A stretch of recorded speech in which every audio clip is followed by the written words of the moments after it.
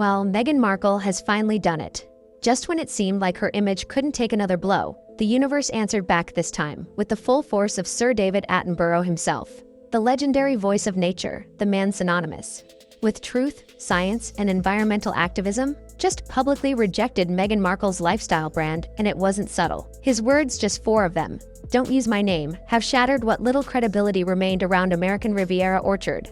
That brand, wrapped in filtered orchard photos and vague promises of sustainable elegance, has now become the epicenter of a credibility collapse. And if you're tired of seeing real legends like Attenborough exploited for Instagram optics and luxury jam, then hit that subscribe button and join the community that calls it all out, no matter how glossy the PR filter, because what just happened isn't a minor setback, it's a warning shot. A public distancing by one of the world's most respected voices, sending a message louder than any Buckingham Palace statement or Hollywood insider whisper.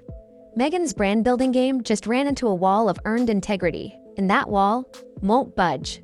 Let's rewind. Meghan Markle's American Riviera orchard was supposed to be her grand re-entry into the spotlight, not as a duchess, but as a founder. The brand promised an eco-conscious, mindful lifestyle wrapped in aesthetics pulled straight from an Anthropologie catalog. Baskets of lemons, curated kitchen shots, blurred backgrounds of orchards, and a lot of white space. It was branding, at least that's what her PR team wanted us to believe. She rolled it out with a whisper campaign, delivering curated baskets to influencers and celebrities, many of whom posted photos of jam jars labeled with delicate calligraphy. It screamed exclusivity. It screamed luxury. But what it didn't scream was ... delivery. Critics quickly noted that the website was bare, the product lines non-existent, and there were no details about sustainability practices, ingredients, or even business registration. Still, Meghan pushed the narrative. This was a conscious brand, mindful and inspired by nature. And then, somewhere between the rose petals and linen backdrops, a name dropped like a bomb: Sir David Attenborough, according to reports. Meghan's team positioned Attenborough as an inspiration for the brand's eco-values. Whether it was mentioned in a planning meeting, a pitch deck, or internal messaging, that detail somehow made it into the promotional atmosphere surrounding the brand. The problem? Attenborough had absolutely nothing to do with it. No collaboration, no endorsement, no permission. And that's when it happened. In a moment that can only be described as nuclear-level embarrassment for any public figure. Sir David Attenborough, age 99, reportedly told Meghan's team one devastating sentence: "Don't use my name." Now, understand something. This man is not one for drama. He doesn't wade into celebrity feuds or issue public takedowns. For him to make this statement meant something deeper, was breached his trust, his legacy, and most importantly, his credibility. Within hours, the internet erupted hashtags like "shut it down" in 4 words, and "she used a legend" began trending on X and TikTok. Clips from Attenborough's documentaries were reshared with mocking captions like "Meanwhile, Meghan's eco-brand paired with shots of plastic wrapping or artificial orchards." And it wasn't just the usual tabloids piling on this time, it was academics, environmentalists, and longtime Attenborough supporters who voiced their disgust. So why did this sting so badly? Because Meghan Markle has a long history of what critics call borrowing prestige. She's referenced the Obamas, quoted Princess Diana, name-dropped Oprah, and surrounded herself with powerful figures. The goal? To bask in the glow of their earned respect. But there's a fine line between inspiration and exploitation, and this time she crossed it. Attenborough didn't just reject a name drop. He rejected a strategy, a Hollywood tactic of associating with icons to boost your own credibility. And that kind of rebuke from someone who's stood beside Queen Elizabeth II and King Charles III for environmental causes for decades is more powerful than any official palace statement. And here's where it gets even worse for Meghan. Not only did she not get Attenborough's permission, but her team reportedly never even contacted his representatives.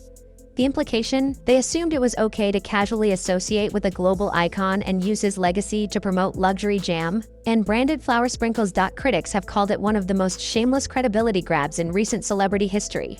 And you know what? They might be right, because this wasn't just a misstep. It was a marketing tactic built on assumption and manipulation. It attempted to associate virtue with commerce, to sell sincerity with aesthetics, and to fake integrity with proximity to greatness. And when that illusion broke, everything unraveled. Suddenly, those filtered orchard photos weren't charming, they were cringeworthy. The jam wasn't artisanal, it was artificial. And the silence? Deafening. As the backlash built, Meghan's PR team went into hibernation. No statement, no clarification, no public explanation. For a woman known to release emotional statements at the drop of a headline, her silence said more than any Instagram caption ever could. PR experts called it a strategic pause, but to most observers it looked like panic. And it wasn't just the internet calling it out. Insiders confirmed that several influencers who had once posted those exclusive jam jars were now quietly deleting their posts or refusing to comment. Even allies in Meghan's orbit Hollywood names like Reese Witherspoon and Oprah's affiliates suddenly went radio silent. The message was clear. No one wants to get burned by association. But this goes deeper than influencer culture. Because as the brand's credibility crumbled, something else happened. The royal family, long silent on Meghan's ventures, reportedly expressed quiet satisfaction. According to insiders, Buckingham Palace viewed Attenborough's statement as a sort of moral verdict. A validation that distancing themselves from Meghan wasn't just about family politics, it was about principles. And now, the damage is irreversible. With one clean rejection, Meghan Markle didn't just lose a borrowed badge of honor, she triggered a domino effect. Industry analysts began questioning the entire foundation of American Riviera orchard. Retail insiders who had once been cautiously optimistic now forecast a grim future. The verdict: without a massive overhaul, one that includes real product delivery, transparency, and public apology, the brand is likely unsalvageable. But let's be real, does anyone expect Meghan to walk that path? Her track record suggests a different playbook. Rebranding over rebuilding. Aesthetic pivots over accountability. The same polished exterior, just wrapped in new wallpaper. In fact, sources close to the team hinted at what's next: a potential product refresh. Maybe some vague announcement about delayed inventory. Perhaps another influencer gifting spree, nothing but direct acknowledgement of the Attenborough fallout. Because to apologize would mean admitting the illusion broke. And Meghan Markle does not admit failure, she repackages it. That's what critics have been saying all along. American Riviera Orchard isn't a business, it's a mood board. A lifestyle aesthetic, carefully curated to suggest depth where there is none. It mimics the feel of brands like Goop or Jo Malone without offering substance behind the sparkle.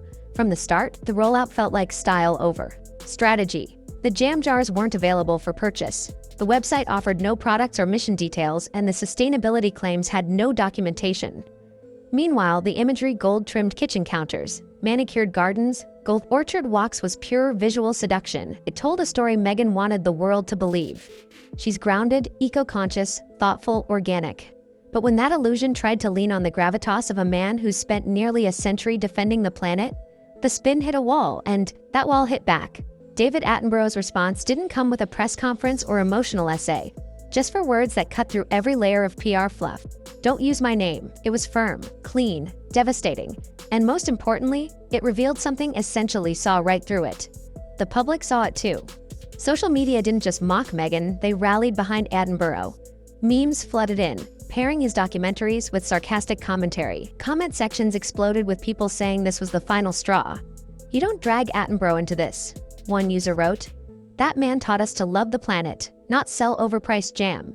Even neutral observers were shaken. If Attenborough, the ultimate apolitical icon of trust, felt compelled to distance himself, then what did that say about the brand? What did it say about Meghan? And what did it say about the strategy that's followed her from Hollywood to Montecito? Surround yourself with power and hope some of it rubs off. Because that's been her playbook since day one. She aligned herself with the Obamas during early interviews. She quoted Princess Diana at key moments. She appeared alongside Oprah. Each time, the goal was the same: mirror. Their credibility absorbed their legacy. But with Attenborough, it backfired spectacularly. Why? Because unlike others, Attenborough wasn't playing the game. He didn't owe her a favor. He didn't benefit from proximity. He had nothing to gain and everything to protect. His legacy is built on truth. On decades of showing the world what matters beyond the noise: oceans, wildlife, ecosystems, extinction, survival. And in that space, there's no room for fake virtue. No space for glossy spin. So when a luxury lifestyle brand invoked his name to validate itself, he responded with clarity. Not for drama, not for revenge, but because it mattered. And that's where the damage deepens. Because this wasn't just about products, it was about principles. When someone like Sir David Attenborough distances himself from your brand, he's not just saying, "I don't want to be associated with this." He's saying, "This doesn't align with my values." And that hits differently. It sticks. Meghan's response? Silence. But the silence wasn't just strategic, it was revealing. She didn't fight back. She didn't clarify. She didn't even try to spin, because some reputations like Attenborough's are untouchable. You can't gaslight someone who's universally beloved. You can't sue someone who spoke a simple truth. So the silence became an admission, and in the void, everyone filled in the blanks. Even Buckingham Palace, who hasn't made any official statement, is reportedly quietly pleased. Royal insiders say this kind of public repudiation from a respected elder close to the crown vindicates the firm's long-standing skepticism of Meghan's initiatives. They never believed the brand was real. And now the world sees why. Meanwhile, Meghan's inner circle has grown eerily quiet. Publicists, influencers, and former brand partners who once posted about her ventures are now ghosting media requests. Sources say A-list allies have backed off. Oprah's team has no comment. Gift basket recipients are deleting Instagram posts. Hollywood, once enchanted by Meghan's post-royal mystique, is pulling away, because in that world credibility is currency, and when you lose it, no amount of glam photos or celebrity quotes can buy it back. As Meghan's credibility withers, so does the brand she tried to build around it. American Riviera Orchard, already mocked for its influencer core aesthetic, is now viewed as nothing more than a failed PR mirage. It promised but delivered nothing, no transparency, no ethics, and certainly no authenticity. Retail analysts say the damage from the Attenborough debacle is irreparable, not because of the scandal alone, but because it exposed a deeper truth. There was never anything there to begin with. The packaging was curated, the photo ops rehearsed, the messaging vague yet aspirational. But when you stripped all that away, there was no real mission, no real inventory, no real brand. Just an idea dressed in privilege, performing virtue. And the moment that illusion tried to wear the name of a global conservation hero, it collapsed under its own weight. But here's the irony. Meghan had every opportunity to build something meaningful. With her global platform, her reach, her media machine, she could have partnered with actual sustainability leaders. She could have built alliances with environmental scientists, joined real climate coalitions, used her privilege to amplify important work. But instead, she went with branding over backbone, style over substance, optics over outreach. That's the heartbreak of this scandal. It didn't have to end this way. Instead of building credibility, she borrowed it. Instead of doing the work, she positioned herself next to those who had. And now, after being publicly rejected by one of the most respected voices in the world, the illusion is broken. And it's not just critics who see it, it's the public, it's the press, it's her own circle. Even Thomas Markle, her estranged father, reportedly expressed his shock at how far Meghan has drifted from the grounded, principled young woman he once knew. He's made it no secret.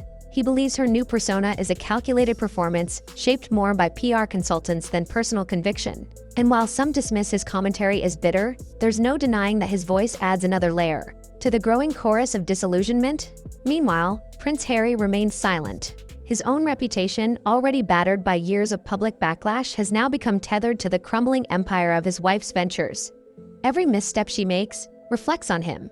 Every scandal stains both names. And while Meghan has faced the direct fallout of this debacle, Harry's proximity has dragged him back into the court of public opinion, a place he's desperately tried to escape. And then there's the bigger picture, the royal family. Their silence isn't accidental. Insiders say they see this as a turning point, that Meghan's miscalculation has not only exposed her brand but vindicated the palace's cautious approach all along. They never publicly denounced her lifestyle venture, but they never supported it either. And now, they don't have to. Sir David Attenborough's subtle but powerful rejection did the work for them. And just like that, the narrative has shifted. Meghan is no longer the brave duchess fighting for independence. She's the overreaching entrepreneur who used a 99-year-old environmental icon for clout and got called out. Public perception is brutal. It doesn't forgive easily, especially when someone seen as authentic Attenborough calls out someone perceived as manufactured. Meghan didn't just misjudge her audience. She misjudged the rules of legacy, because real respect isn't viral, it's earned. And what makes this worse is the timing. Meghan's brand was already on shaky ground. Critics were questioning the legitimacy of her product drops. There were murmurs about staff quitting, budget issues, and missed production deadlines. People were starting to notice that the brand existed more on Instagram than in reality. But after the Attenborough controversy, those murmurs turned into roars suddenly. It wasn't just trolls or tabloids criticizing Meghan, it was thoughtful, respected voices. People who normally steer clear of celebrity drama were weighing in. Environmental bloggers, branding experts, even former Markle supporters began expressing concern, because at a certain point, even the best storytelling can't mask a pattern of hollow positioning. And that's what this scandal really revealed, a pattern. Meghan's habit of aligning herself with greatness instead of generating it. A strategy that relies on association instead of authenticity. And when that strategy hits someone like Attenborough, who's untouchable, the result isn't just failure, it's humiliation, and it's not over. Already, late-night shows are running jokes. Podcasters are dissecting the fallout. Commentators are revisiting her past PR moves with a fresh, more cynical lens. This isn't just a headline, it's a reputational marker. One that may follow her for years, because some scandals fade, but some stick. This moment will follow Meghan Markle not just as a temporary embarrassment, but as a defining moment in her public trajectory. When future articles question the sincerity of her ventures, this incident will resurface. When critics ask whether her branding is substance or spin, they'll point to the time she tried to invoke Sir David Attenborough, and he shut it down with 4 words. Because this wasn't just a marketing slip, it was a cultural rupture. A rupture between performance and principle, between celebrity branding and real-world accountability. Meghan wanted to borrow credibility. Instead, she triggered a masterclass in how quickly credibility can vanish when it's built on someone else's name. The lesson here is stark. In an age where brands are built faster than they can be fact-checked, audiences are paying attention. They've seen the filters, the influencer drops, the sleek logos and aesthetic TikToks. But what they're looking for now is truth. And when that truth comes from someone like Attenborough, it cuts through every layer of spin like a blade through paper. And Meghan's silence. That wasn't strength. That wasn't strategy. That was exposure, because when you've built a brand on borrowed voices and one of those voices stands up and says, "No, I won't be used," you can't Photoshop your way out of that. You can't curate a caption strong enough to erase it. That moment becomes part of your brand, part of your story. And it lives on in every headline, every whispered conversation at a Hollywood event, every consumer choice when someone decides whether or not to buy your jam. Let's talk about that for a moment: credibility and commerce. Brands rise and fall on trust, especially lifestyle brands. They don't just sell products, they sell an identity, and that identity must feel real. Gwyneth Paltrow's Goop may be controversial, but it has a clear vision. Rihanna's Fenty is adored not just for its quality, but because Rihanna herself seems invested in it. But Meghan's American Riviera Orchard now stands as the opposite. A brand that sold virtue and delivered nothing. A brand that used borrowed authority and was exposed in real time, and the fallout has barely begun. Retailers are distancing themselves, influencers are nervous, and insiders whisper that future product launches may be scrapped entirely, unless a serious rebrand occurs. But here's the problem. How do you rebrand after this? How do you build trust when the person you used to build it just said, "Don't use my name"? How do you bounce back when the person who disavowed you isn't a gossip columnist or bitter relative, but a universally loved, globally respected elder statesman of truth? You don't.